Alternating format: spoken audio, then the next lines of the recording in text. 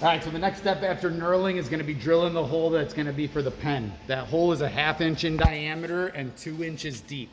So I have a 1/2 inch drill installed into the drill chuck in the tailstock, and I'm going to use it to drill right into the center of the actual pen holder part.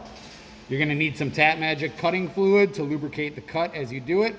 And then when we do this, by this point you've realized on the tailstock, if you go before the 1 inch, it ends up removing the tool out of the tailstock.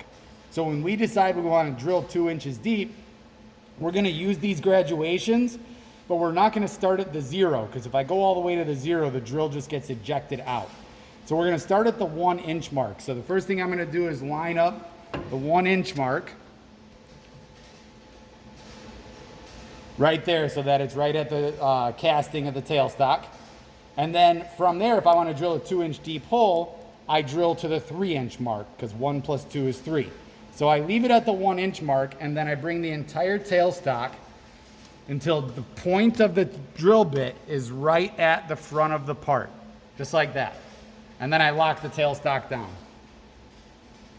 So I'm zeroed essentially off the front of the part, and I have it set at the 1 inch so that I can start drilling. I'm going to close my guard, get the machine going. Power feed might still be engaged from your knurling operation, so you're just going to bring that back to neutral.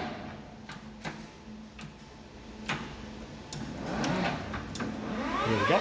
So back to neutral so that the power feed bars aren't spinning anymore. You're going to put a little bit of Tap Magic on the drill bit, and then you're going to do some peck drilling until you hit the 3 inch mark right here.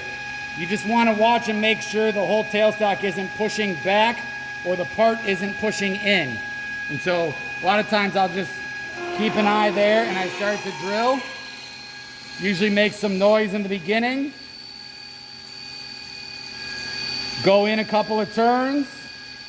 And just like drilling on the mill, you want to peck so that this stuff can get cleared out. Okay, and now I'm watching on the scale here. Go another couple of turns. I'm at the 2 inch mark, so I'm 1 inch deep now. I'm going to come back out, a little bit more cutting fluid.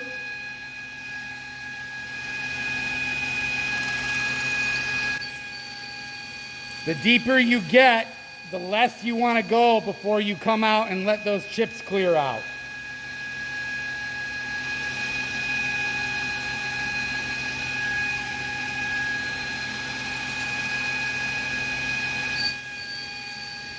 So I'm getting close to the 3 inch mark.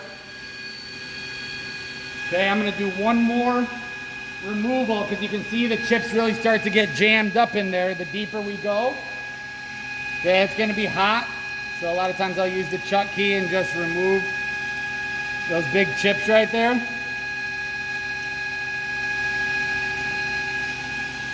And then this should be the last one. I'm at the 2 inch, 2.5, and just until I start to see the 3, there's the 3 and the line for it, and that's all. That's a 2 inch deep hole. Okay, we are done with that hole.